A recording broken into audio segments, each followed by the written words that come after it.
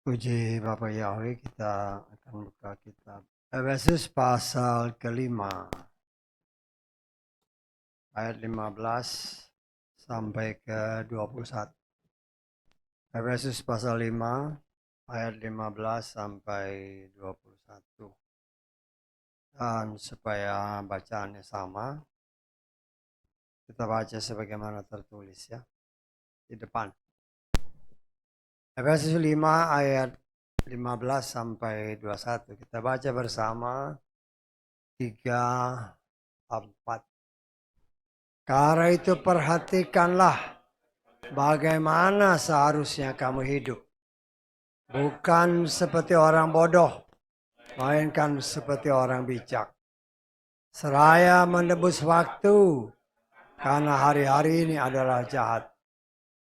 Karena itu janganlah kamu menjadi bodoh, melainkan pahamilah apa kehendak Tuhan. Dan janganlah dimabukkan oleh anggur yang di dalamnya ada ketidaksenohan. Sebaliknya penuhlah dengan roh. Saya berbicara kepada dirimu sendiri dalam mazmur, kidung pujian dan nyanyian rohani, sambil bernyanyi dan bermazmur dengan hatimu kepada Tuhan. Dengan mengucap syukur senantiasa atas segala sesuatu dalam nama Tuhan kita Yeshua Masiah, kepada Elohim dan Bapa, serta saling menundukkan diri seorang terhadap lain dalam takut akan Elohim. Amin. Silakan duduk. Puji Bapa Yahweh, kita mengucap syukur atas kemurahan Tuhan.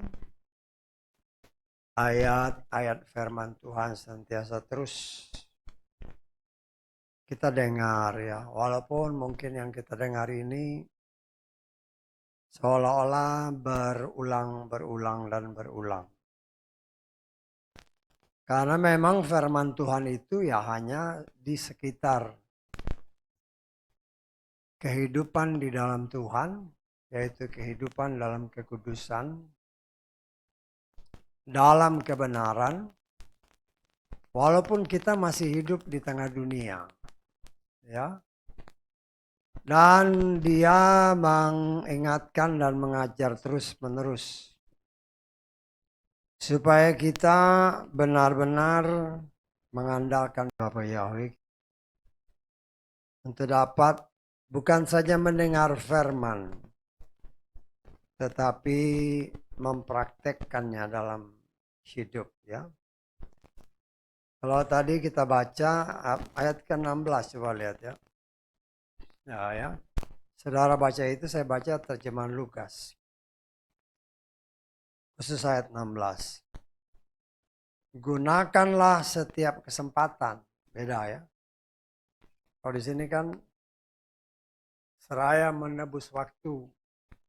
Ya. Dalam terjemahan Lukas, gunakanlah setiap kesempatan. Sebab hari-hari ini adalah jahat. Ya. Mungkin saudara pernah menyanyi ya. Dulu ada lagu kan. Gunakanlah waktumu, hari-hari dan seterusnya kan ya. Nah, saya percaya itu kata-kata diambil dari kitab ini ya.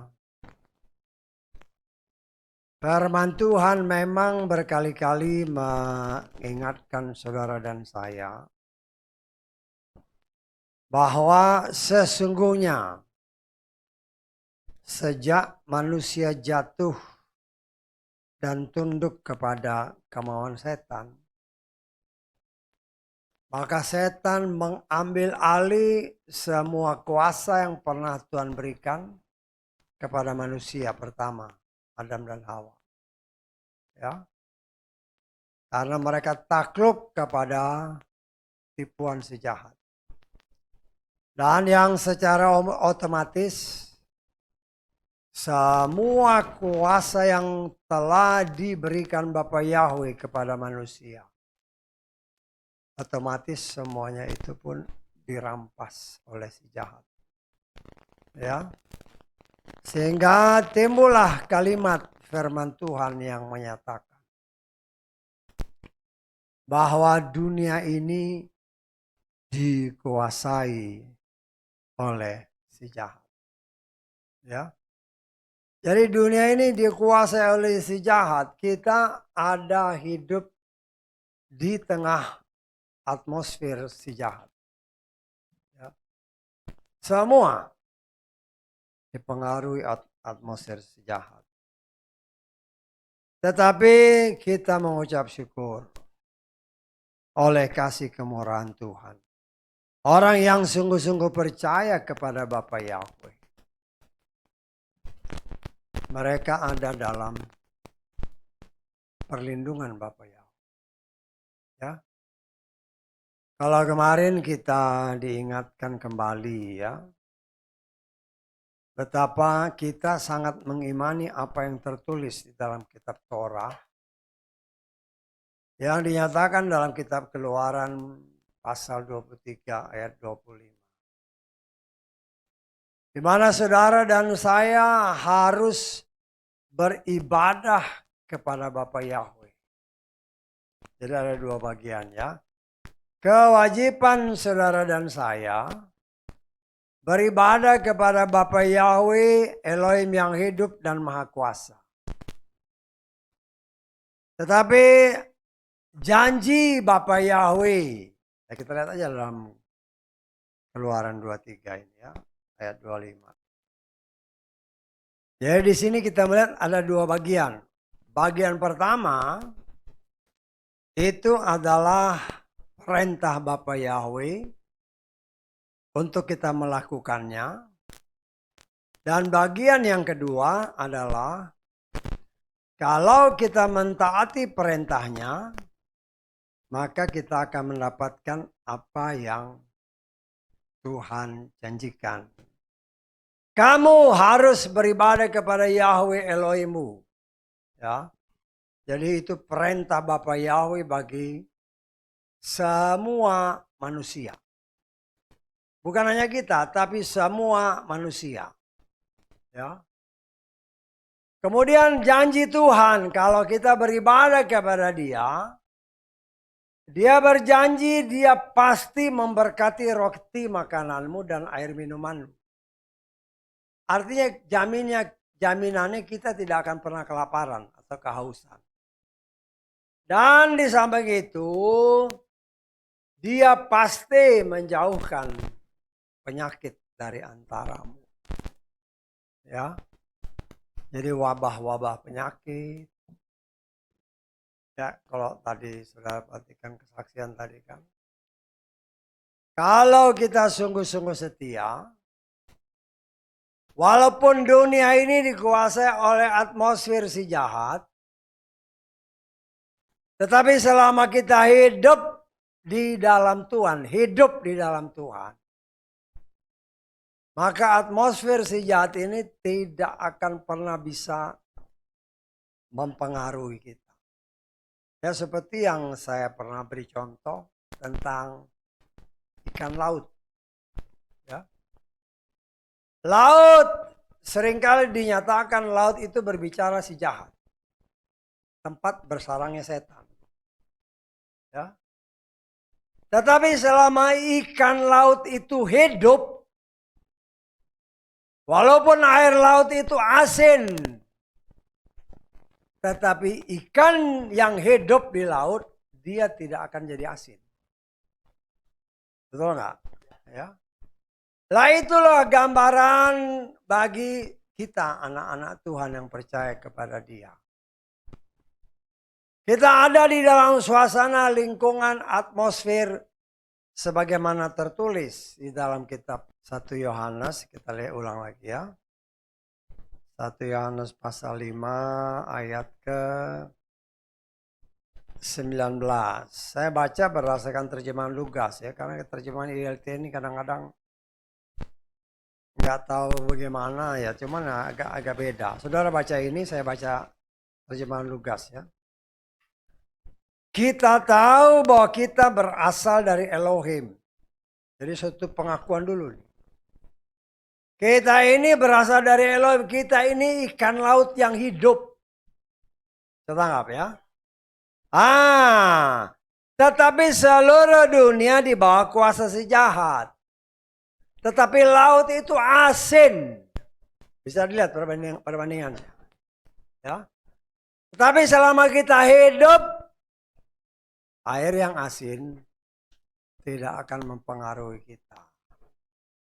Selama kita hidup di dalam dunia, atmosfer yang dikuasai si setan tidak akan mempengaruhi kita.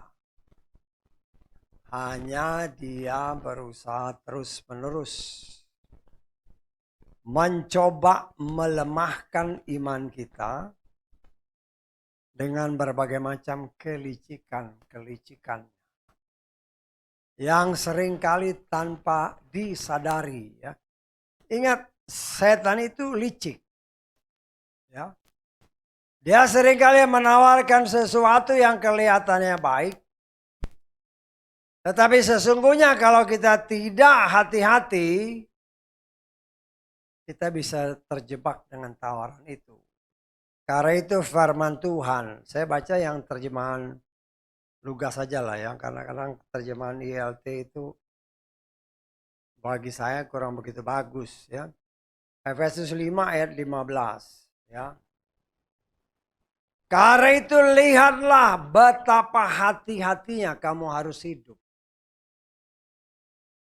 Jangan seperti orang yang tak berhikmat, tetapi seperti orang-orang yang berhikmat. Lah Tuhan mengingatkan saudara dan saya melalui 5 jawatan yang diberikan kepada orang-orang di luar Israel.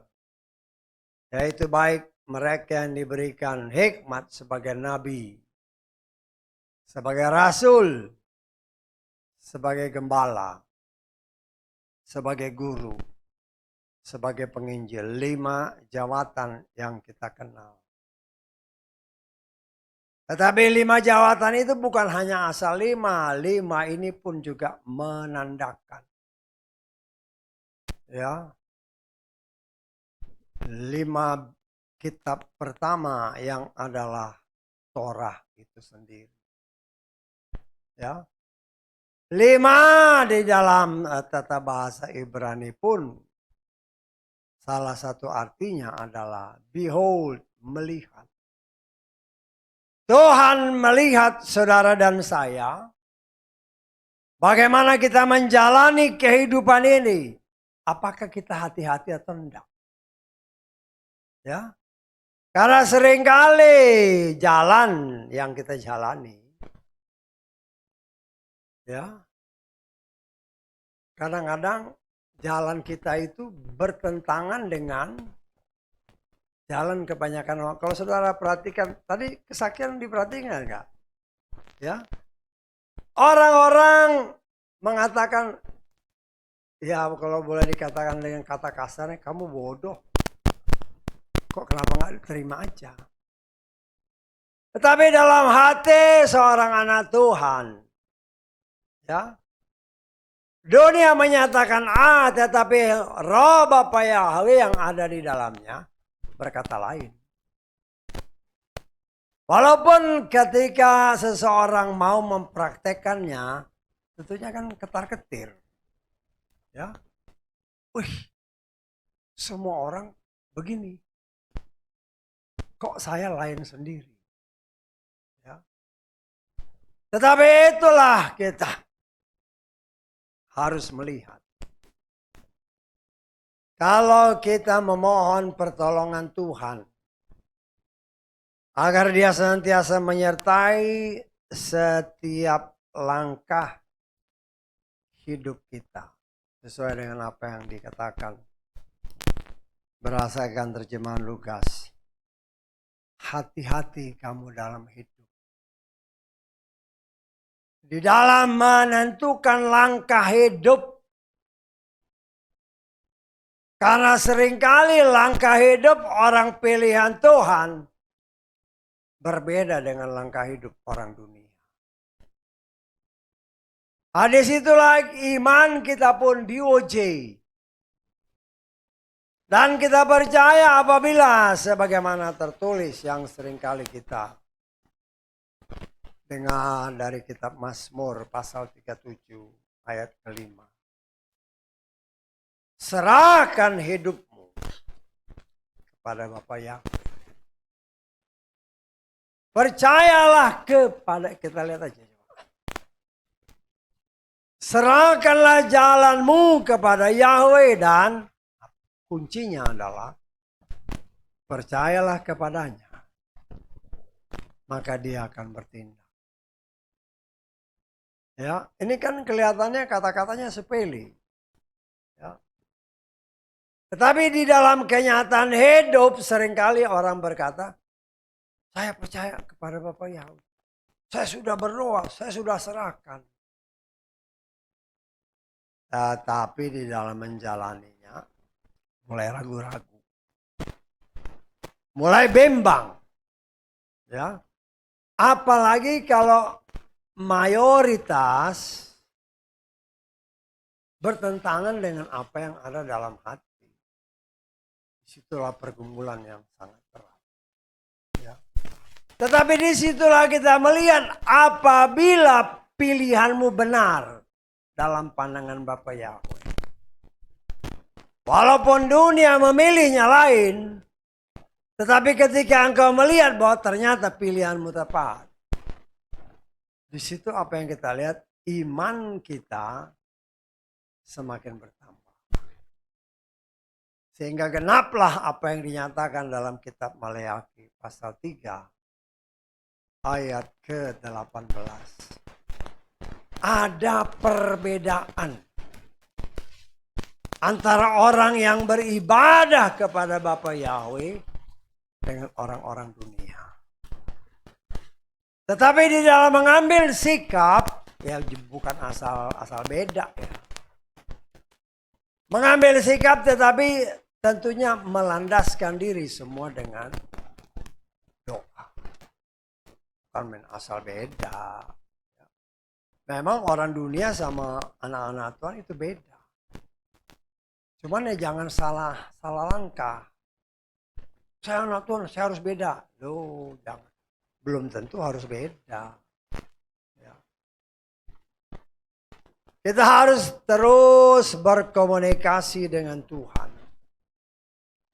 Di dalam setiap langkah hidup kita.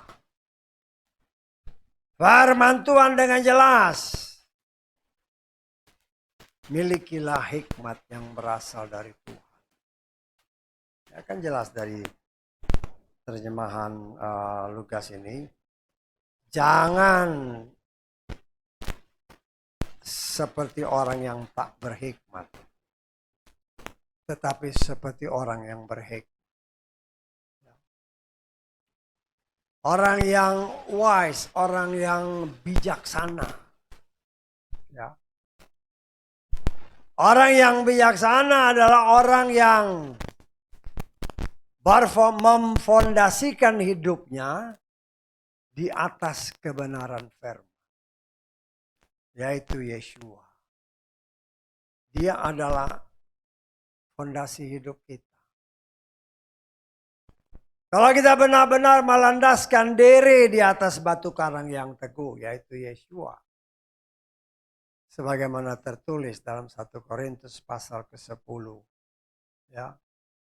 Jelas dinyatakan. Kita lihat aja lah ya. 1 Korintus pasal ke-10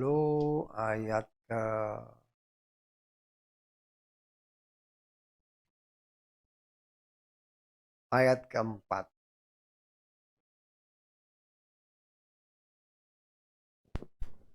Mereka semua telah minum minuman rohani yang sama. Sebab mereka minum dari batu karang rohani yang sama. Yang mengikuti mereka, dan batu karang itu adalah Ha-Masiyah. Ya, Yeshua adalah batu karang yang teguh. Yang menjadi fondasi kehidupan kita, saudara dan saya. Dan firman Tuhan dengan jelas dalam perumpamaan yang Tuhan berikan. Orang yang berhikmat akan membangun rumahnya di atas batu karang. Tetapi orang yang bodoh membangun rumahnya di atas pasir. Dan nanti ketika ujian datang, hujan lebat, ombak dan segala macam, rumah yang didirikan di atas pasir pasti binasa. Nah, saudaraku yang dikasih oleh Bapa Yahweh, Tuhan hanya setiap saat mengingatkan kita melalui ibadah-ibadah yang sudah kita lakukan. Ya, seperti kesaksian tadi, tanpa terasa. Ya. Tanpa terasa bahwa tahun yang kita jalani ini, tahun 2023, sebentar lagi akan selesai. Ya. Dan kita akan memasuki oleh kasih kemurahan Tuhan tahun yang baru. Ya. Tetapi satu hal yang harus kita ingat. Semakin bertambah tahun, semakin bertambah dekat kita dengan janji yang Tuhan berikan. Dia akan segera datang. Dia sudah beri ancar-ancarnya. Ya.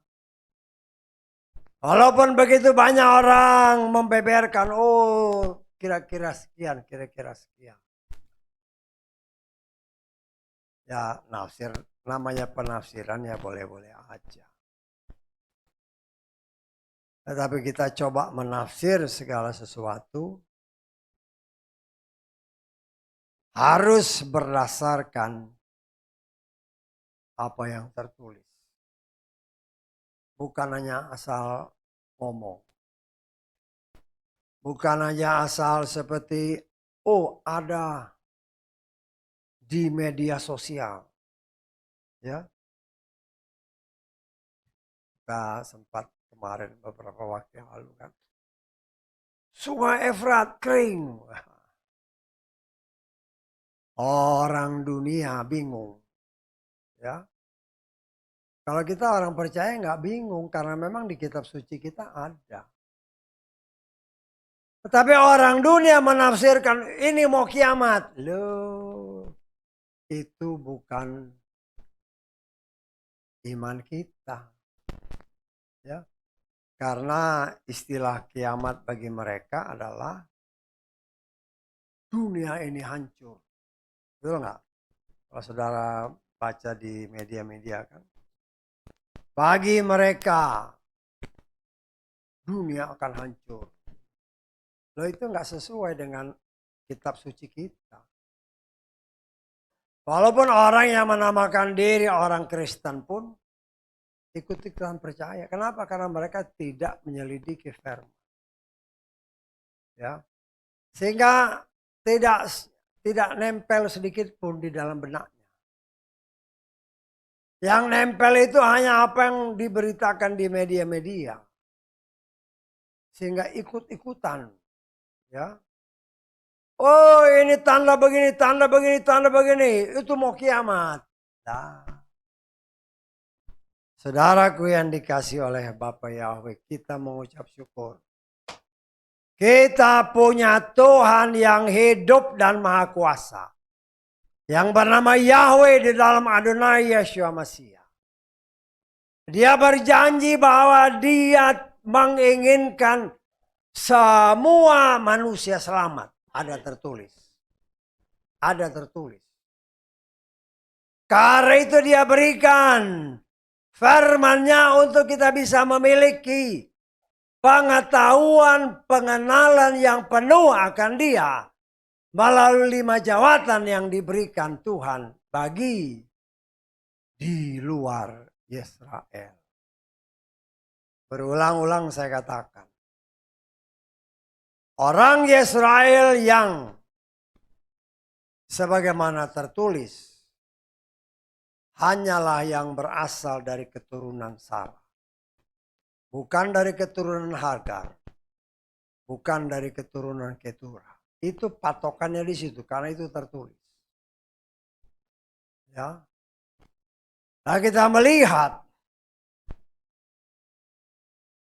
karena sebagian besar dari mereka belum percaya dan masih dibutakan oleh Tuhan karena waktunya belum genap. Nanti setelah bilangan orang non-Israel digenapkan, baru mata mereka dicelikkan. Ya. Karena itu kita harus sangat berhati-hati. Ya, banyak orang, wah, kalau ibadah pakai atribut Yahudi, seolah-olah kalau pakai atribut itu sudah suci. Kenapa? Karena tidak mengerti firman Tuhan. Tidak ada dikatakan oleh firman Tuhan, kau harus pakai atribut ini. Kalau nggak pakai atribut ini, nggak bisa masuk. Apa yang dilakukan orang Yahudi harus ikut. Loh. Jangan menyamakan dirimu dengan orang Yahudi. Dari keturunan Sarah.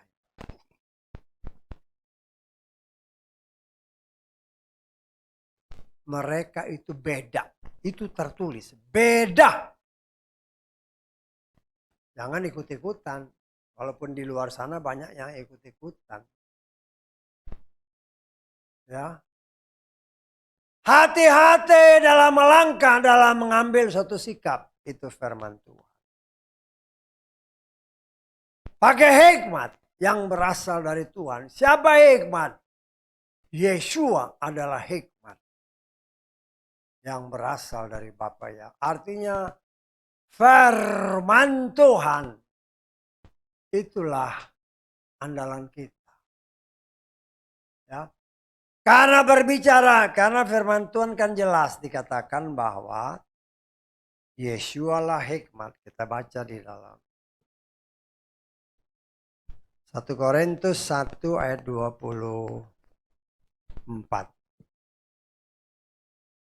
Namun bagi mereka yang terpanggil baik orang Yahudi maupun Yunani, Hamasya itu kuasa Elohim dan hikmat Elohim.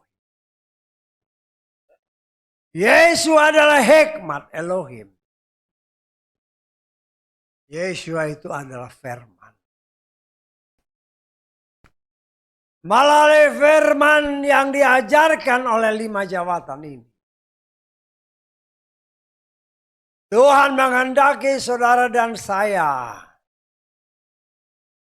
memiliki pengetahuan, pengenalan yang penuh tentang Dia. Sehingga kita tidak akan pernah bisa tertipu dengan berbagai macam ajaran-ajaran di luar. Ya, kita lihat kalau di media sosial kan, ramai sekali. Nama Tuhannya juga macam-macam. Ya, benarlah apa yang dikatakan kitab Korintus, banyak Tuhan, banyak ilah. Ya, terus yang mana Tuhan yang benar? Loh, saudara dan saya harus mengambil sikap. Tuhan yang benar adalah Bapa Yahweh dalam Adonai Yeshua Mesih. Walaupun di kalangan orang Kristen sendiri, orang Yahudi aja tidak menyebutnya. Jangan ikut-ikutan Yahudi. Ya, jangan ikut-ikutan Yahudi. Karena akan datang saatnya bagi mereka matanya dicelikkan. Sekarang ini matanya tertutup. Itu tertulis. Tertutup selubung. Karena kekerasan hati mereka. Karena kata-kata mereka sendiri. Ya. Loh, Tuhan kan setia sama firman. Ketika kurang lebih 2000 tahun yang lalu. Darahnya kami tanggung juga anak cucu kami ya, sampai sekarang. Itu kutukan yang mereka ucapkan sendiri. Dan itulah masa anugerah bagi kita non-Yahudi. Tetapi janjinya setelah genap bilangan ini namanya mereka anak sulung. Tuhan tidak lupa janji. Tapi kita jangan ikut-ikutan dia. Karena banyak kan orang yang katakanlah penyembah Yahweh. Tadinya percaya. Semakin dalam mereka baca, semakin mereka terpengaruh dengan tradisi-tradisi Yahudi. Ya. Akhirnya menolak Yeshua sebagai Tuhan. Loh, itu kenyataan. Dan saya kenal beberapa orang yang dahulu rame-rame waktu pertama dulu. Kita bergabung untuk menyembah nama yang kudus. Tetapi dengan berjalannya waktu, mulai, oh Yeshua itu bukan Tuhan. Hanya Tuhan. Sama saksi Yehova kan gitu. Saksi Yehova itu menganggap Yeshua itu bukan Adonai, tapi Adon. Tuhan. Kalau saudara punya buku-bukunya, mereka tidak bilang Tuhan Yeshua. Tapi Tuhan Yeshua. Bukan Yeshua malah. Dia pakai nama yang lama. Nama yang bukan dari sorga. Tapi kan orang banyak tertutup. Seluruh dunia pakai nama ini. Atmosfer setan sesuai dengan apa yang tertulis tadi. Membutakan mata mereka. Padahal nama yang tenar itu nama Yesus. Tidak mungkin malaikat datang kepada Maria kasih nama Yesus. Tidak ada itu. Itu bukan nama Ibrani. Ya. Tapi ya karena itu yang mereka imani ya terserah. Dan pada akhir zaman ini ada tertulis. Semua yang tertutup dibuka oleh Tuhan. Karena itu kita harus benar-benar hidup sebagai orang yang berhikmat, bukan sebagai orang yang bodoh. Artinya kita diberi pilihan, mau pilih yang mana? Bukan berarti yang dipilih banyak orang itu pasti benar, belum tentu. Ya. Lalu kita minta hikmat Tuhan. Siapa namanya? Bukankah nama itu muncul ketika penguasa di Roma menyatakan tulis namanya. Pakai bahasa Ibrani, pakai bahasa Yunani, pakai bahasa Ibrani, Yunani sama. Ya, bahasa Latin. Bahasa Latin itu yang dikenal. Ya. Kan kalau di salib itu kan yang tertulis di situ apa? INRI. Ya. INRI. Ya. Tapi ya, orang percaya. Karena memang itu idenya datang dari si Pontius Pilatus. Karena ada tertulis, kita lihat ya. Di dalam kitab apa Yohanes ya. Supaya kita ngerti bahwa ini idenya si siapa? Si Pilatus. Di Yohanes 19. Ayat 19 dan 20. Pilatus pun menuliskan sebuah prasasti. Serta meletakkan di atas salib itu dan yang tertulis adalah Yeshua orang Nazaret raja orang Yahudi. Maka banyak orang Yahudi membaca prasasti itu. Karena tempat di mana Yesus disalibkan berada di dekat kota. Dan itu telah dituliskan dalam bahasa Ibrani, bahasa Yunani, dan bahasa Latin. Kan atmosfernya atmosfer setan. Dunia kan dikuasai setan. Setan itu dari tempat ini berkali-kali saya katakan takut sama nama Yahweh. Setan takut sama nama yang kudus yaitu Yahweh. Karena itu dengan berbagai macam caranya dia berusaha menghilangkan nama Yahweh. Dipakailah Pilatus. Ditulislah 3 nama. Nama pakai bahasa Ibrani. Nama pakai bahasa Yunani. Nama pakai bahasa Latin. Dan yang paling dikenal sampai saat ini. Apa yang tertulis dalam bahasa Latin. Inri. I-nya I Yesus. N-nya Nazarenus. R-nya Rex.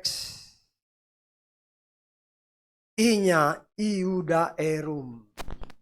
Tapi kalau saudara tanya sama orang-orang Kristen di luar, saya pernah nanya soal Inri itu apa? Wah, inilah raja dari Israel. Memang Inri. Aduh. Yang ngajarin siapa? Pendetanya ngajarin.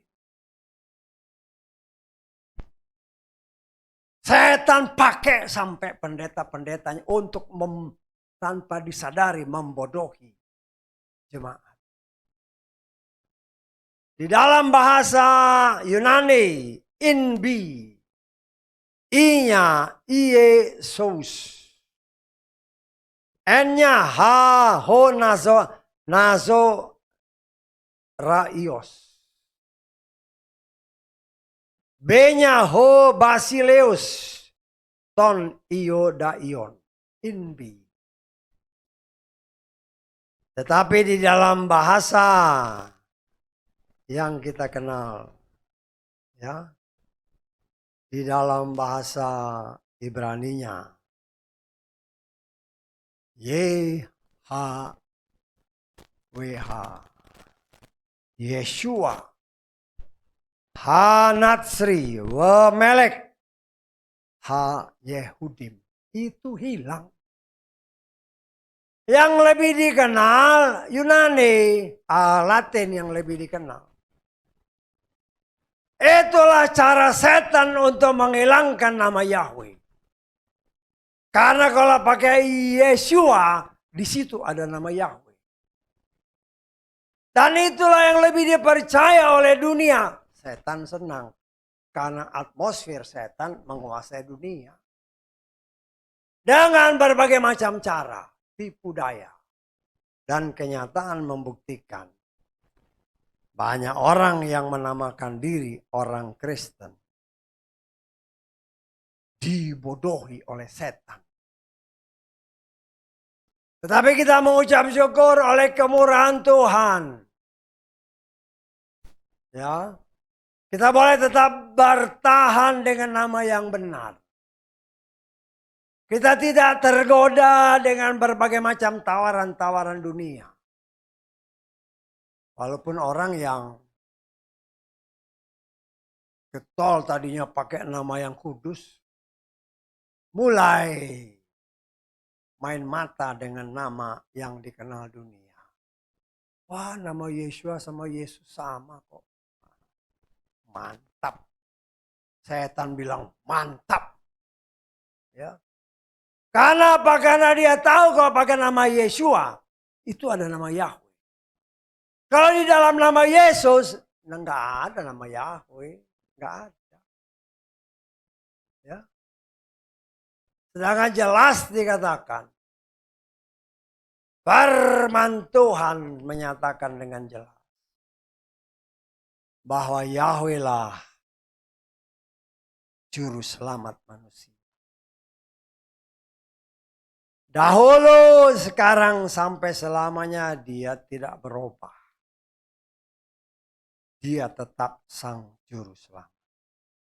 Ya. Kita baca Yesaya 60.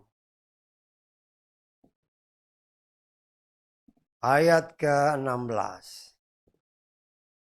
Engkau juga akan mengisap susu bangsa-bangsa.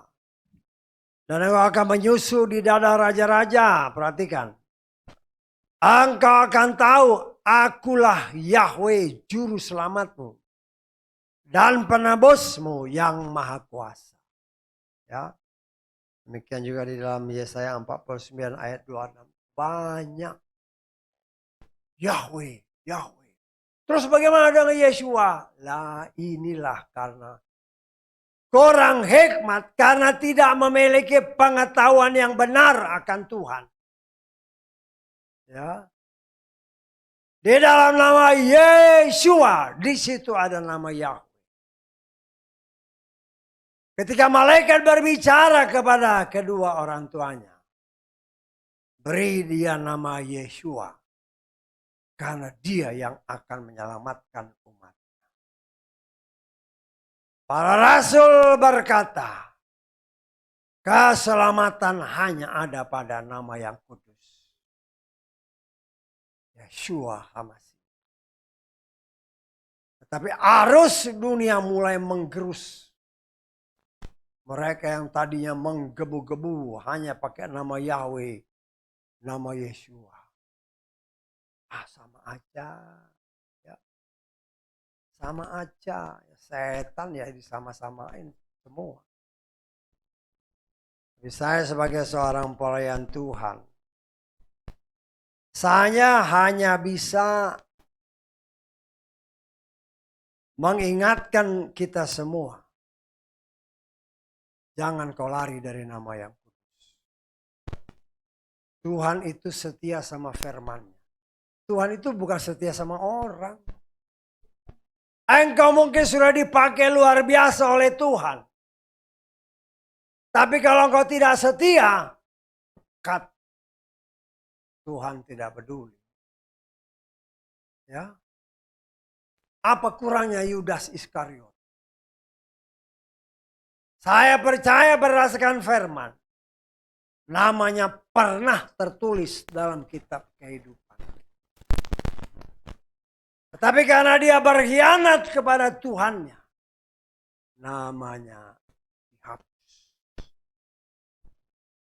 Ya, itu bukan main-main kan. Yesus akan bilang, jangan senang setan itu lari ketika kau usir. Tetapi senanglah karena namamu tercatat dalam kitab kehidupan. Bukankah Yudas dipakai Tuhan mengusir setan? Artinya namanya tercatat. Tetapi karena dia tidak setia, karena dia mendengar suara Bileam dengan kerincingan duit, imannya goyang. Akhirnya ya timbullah pengkhianat. Ya. Kan banyak anak-anak Tuhan, kelihatannya menginjil hebat luar biasa. Tapi namanya campur-campur. Diketawain sama setan. Pakai nama Yeshua, nama Yesus sama aja. Loh, enak amat. Emangnya ada ayatnya menyatakan, mau pakai nama yang aman aja boleh? Pakailah nama si setan. Pakai nama setan juga bisa mujizat. Betul. Dukun-dukun pakai nama setan, mujizat. Tapi bukan berarti pasti selamat. Tidak ada. Disitulah kita saat ini sedang digodok oleh Tuhan. Dengan semakin dekatnya waktu kedatangannya. Saudara dan saya terus-menerus diuji.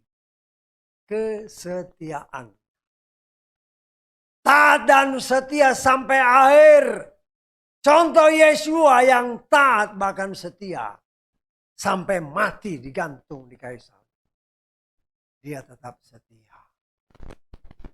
Karena itu saudaraku, ya, firman Tuhan berdasarkan terjemahan saya di Lukas ini. Gunakanlah setiap kesempatan sebab hari-hari ini jahat. Kita kan bisa ketemu seminggu sekali atau seminggu 2 kali. Saya sebagai pelayan Tuhan hanya bisa mengingatkan. Dan setelah itu ya terserah bagaimana kita mengambil sikap. Ya. Bagaimana kita mengambil sikap? Apakah kita tetap setia dalam jalannya atau mulai main mata? Lo ya terserah. Tetapi ingat, ada tertulis segala sesuatu telanjang di hadapan Tuhan. Ibrani pasal keempat ayat 13 kita lihat. Tidak ada makhluk yang tersembunyi di hadapannya. Sebaliknya segala sesuatu telanjang dan terbuka di mata dia yang kepadanya ada pertanggungjawaban kita. Kita harus bertanggung jawab sama Tuhan. Ya. Kita harus bertanggung jawab apa yang kita pikirkan, apa yang kita katakan, apa yang kita lakukan. Itu tidak ada yang tersembunyi. Kita mungkin bisa sembunyi apa yang kita pikirkan, tapi dalam mata Tuhan semua telanjang. Mungkin mulutmu mengagungkan nama yang agung, tapi hati dan pikiranmu, yang penting kan orang nggak tahu. Orang kan nggak tahu aku pakai nama yang lain. Tetangga saya, di hadapan Tuhan nggak bisa. Engkau bisa membohongi manusia. Tapi kita tidak bisa membohongi Tuhan. Apa yang kita pikirkan, apa yang kita rasakan, apa yang kita lakukan, semua nanti dibeber. Dan kita harus berani mempertanggungjawabkan. Kalau semua merah, ya upahnya sesuai dengan apa yang kau kerjakan. Karena itu saudaraku yang dikasih oleh Bapa ya, kita sebagai anak-anak Tuhan. Gunakanlah setiap kesempatan. Kita belajar ya, memikirkan pikir yang baik.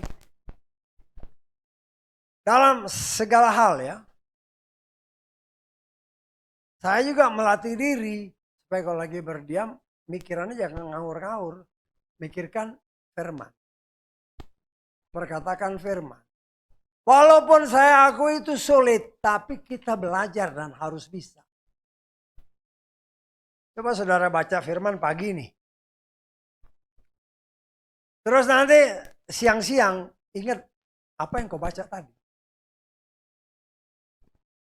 Pengalaman membuktikan kadang-kadang lupa. Kadang-kadang lupa. Loh itu karakter seperti itu kita mohon kepada Bapa Yahweh. Apa yang aku baca biar sungguh-sungguh tertanam. Tetapi itu perlu latihan dari kita. Semua kita harus latihan. Kan menghafal itu kan latihan. Ingat-ingat kan. Ya. Kadang-kadang makan aja kadang-kadang kita lupa. Tadi udah makan belum ya? Betul nggak? Ya. Ya mungkin karena udah umur juga kan kadang-kadang lupa. Tadi udah makan belum ya? Tapi perut kan nggak bisa bohong. Kelihatannya udah makan, tapi kok ini keroncongan. Betul nggak? Loh kita harus melatih diri kita untuk benar-benar menjalani hidup ini sesuai kehendak Tuhan. Karena itu ada dikatakan. Karena itu janganlah menjadi orang yang bodoh. Pahamilah apa kehendak Tuhan. Apa kehendak Tuhan? Tuhan menginginkan semua orang selamat. Semua tanpa kecuali. Tetapi ingat Tuhan setia sama firman-Nya. Engkau mau selamat, ini jalannya. Ini jalannya, ya tergantung kan. Kalau mau selamat, ini jalannya. Akulah jalan kebenaran dan hidup. Ya tergantung. Dan banyak orang yang melihat. Ketika lihat jalan, aduh sempit jalan. Banyak rintangan. Banyak aturan, banyak segala macam larangan-larangan. Enak jalan yang gede. Loh itu kan pilihan. Tuhan memberikan kepada kita kebebasan memilih. Pernahkah terpikir kenapa Tuhan memberikan kebebasan? Saya pernah jelaskan. Ketika Tuhan menciptakan langit dan bumi pertama kali, Kejadian 1 ayat 1. Ternyata dari ciptaannya ada yang berkhianat. Pemberontakan Lucifer dengan pengikut-pengikut. Sehingga ketika Tuhan memulihkan kembali ciptaannya. Mulai Kejadian pasal 1 ayat 2 itu kan mulai tahap pemulihan kembali. Bukan penciptaan kembali ya, pemulihan kembali. Ya. Tuhan tidak mau lagi terjadi apa yang sebelumnya terjadi. Karena itu ketika dia menciptakan manusia, membantu manusia, dia berfirman. Di dalam taman ada pohon kehidupan dan ada pohon, ya kalau saya katakan pohon kematian. Kan pengetahuan yang baik dan jahat itu pohon kematian. Kau makan pohon kehidupan kau hidup. Berbicara sebenarnya inilah Yeshua. Engkau berbicara makan pohon pengetahuan, yaitu setan itu. Mati. Ya. Artinya sejak penciptaan kembali, Tuhan sudah memberikan pilihan. Pilih. Mau pilih yang mana? Mau pilih aku atau mau pilih kematian? Kenapa? Karena Tuhan tidak menginginkan nanti di dunia yang baru, langit yang baru, ada pengkhianatan lagi. Tidak mau dia. Kita coba mengerti kenapa harus begini. Karena memang sudah pernah terjadi sebelum Kejadian 1 ayat 1. Karena nanti dia sedang mempersiapkan kita untuk ada di langit yang baru, bumi yang baru. Karena itu disaringlah sekarang.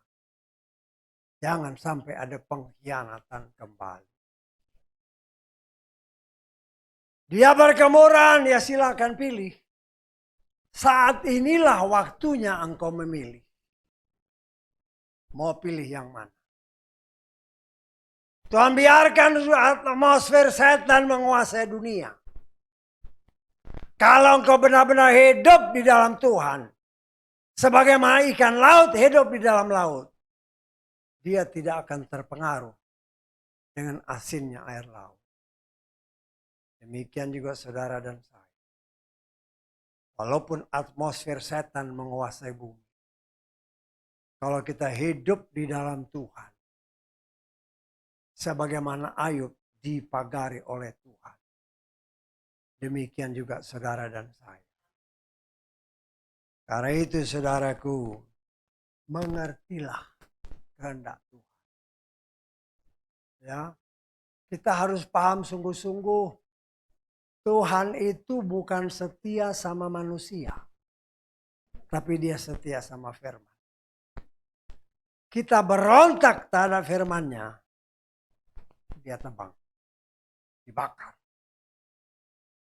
Tetapi kalau kita setia, maka kita akan merasakan pembelaan demi pembelaan terjadi dalam hidup kita. Janganlah mabuk anggur, kata firman Tuhan. Sebab olehnya dapat terjadi ketidaksenonohan. Sebaliknya hendaklah kamu penuh dengan roh. Tadi kita bicara masalah anggur ya. Anggur memang digambarkan sebagai darah Yesus. Ya. Tapi orang yang dikatakan firman Tuhan, orang benar seperti Nuh. Dia itu orang yang pertama mabuk karena anggur. Artinya Tuhan mau kasih lihat orang yang mempunyai level iman seperti Nuh. Kalau dia tidak hati-hati, dia juga bisa mabuk, bisa lupa semua. Karena itu Tuhan katakan, hendaklah kamu penuh dengan Roh Kudus. Roh Kudus yang akan memimpin saudara dan saya. Menolong dan memampukan kita bukan saja membacanya akan firman Tuhan. Tetapi mengertinya dan juga mempraktekkannya. Karena firman inilah yang akan bekerja dalam hidup kita. Kalau kita praktekkan, dia yang akan membersihkan semua yang tidak benar dalam hidup kita. Dia yang membantu kita karena firman itu adalah pribadinya sendiri. Seperti yang senantiasa didoakan supaya saudara dan saya. Jiwa yang rusak karena perbuatan nenek moyang. Oleh firman Tuhan jiwa yang rusak ini dibongkar, dibuang. Diganti dengan jiwa Yesus. Karena ingat saudara dan saya dipersiapkan. Untuk kelak menjadi imam dan raja. Memerintah bersama dengan dia 1000 tahun lamanya di muka bumi ini. Jadi jangan percaya kalau ada orang, oh dunia mau kiamat. No way. Tidak sesuai dengan apa yang tertulis. Karena itu saudaraku yang dikasih oleh Bapa Yahweh. Firman Tuhan katakan. Berbicaralah masing-masing dengan mazmur, kidung pujian, nyanyian rohani. Bernyanyi, bermazmurlah dengan segenap hatimu kepada Tuhan. Dalam segala sesuatu ucapkanlah syukur senantiasa. Dalam nama Tuhan Yesus. Ya. Ingat, firman Tuhan saling berkaitan. Kenapa dia mau kita memuja dia, bermazmur bagi dia. Ada tertulis ketika kita menaikkan pujian. Dia bertahta di atas pujian kita. Kalau hadirat Tuhan ada di atas pujian kita, setan lari. Ketika Daud memainkan alat musiknya, memuji menyembah Tuhan, Saul yang kesetan langsung pulih. Dan itu pun akan terjadi senantiasa dalam hidup saudara dan saya. Setiap hari kalau ngelamun, mendingan nyanyi. Sudah nggak? Jangan ngelamun. Karena ngelamun itu lebih sering konotasinya ke arah negatif. Tetapi ketika kita bersendiri, ya dari dalam hati aja. Nyanyi, ya bersenandung dalam hati. Nanti keluar dari mulut. Ketika kita keluar pujian untuk Bapa Yahweh dari mulut. Kau dan saya akan merasakan hadirat Tuhan. Kadang tanpa terasa. Nangis. Kok nangis? Kok nangis? Karena roh yang ditempatkan Bapa Yahweh di dalam saudara dan saya. Ada tertulis diingininya dengan cemburu. Dia mau kita memuja-muji dia. Karena itu kita mengajar diri kita. Daripada ngelamun, ya nyanyi. apa enak lamun sekali-sekali lah, sekali-sekali. Kenapa orang suka kemasukan setan? Karena ngelamun. Karena ngelamun terus ngomong sendiri. Saya punya tukang kebun di rumah. Udah lama dia kerja sama kita, lebih dari 20 tahun. Saya suka nanam sama dia. Tapi kelemahannya apa? Kupingnya semakin lama kurang-kurang, sekarang akhirnya jadi tuli. Tuli, benar-benar tuli. Kita panggil jalan begini, nggak denger dia. Kalau dilempar, baru kaget dia. Baru dia baca, mulut kita yang dia baca. Ya. Tapi, ya itu, mungkin karena tuli kan. Kalau saya dengar, tadi saya lihat, ngomong sendiri dia. Ngomong sendiri. Ya, nanti sebentar lagi. Oh ya, ada di sana yuk. Ngomong sendiri. Kayak memang ada lawan bicara. Lo kalau orang yang nggak, ya karena kita kenal dia lebih dari 20 tahun ya udah biasa. Dulu nggak segitu. Tapi lama-lama saya lihat, wah ini tapi orangnya rajin. Hanya kalau mau manggil dia 1 meter jarak pun kalau engkau tidak ketok nggak bakal ini. Artinya kita diajar oleh Tuhan jangan ngelamun, tapi lah puji Tuhan. Ketika kita memuji Tuhan, hati yang hancur ada tertulis. Tidak dipandang remeh oleh Tuhan. Ketika kita menyanyi memuji Tuhan, hati yang hancur akan dipulihkan. Sehingga hidup kita sukacita. Kalau kita sukacita, pekerjaan berat apapun juga enteng jadinya. Dan pasti berhasil. Karena itu saudaraku yang dikasih oleh Bapak Yahweh. Mari ya. Kita belajar. Ajar diri kita. Mempraktekkan apa yang difirmankan. Ya. Jadi nanti ini pulang ke rumah jangan lamun, nyanyi. Ya, nyanyi muji Tuhan. Jangan nyanyi dunia, itu salah lagi. Ya. Haleluya. Mari kita bangkit berdiri.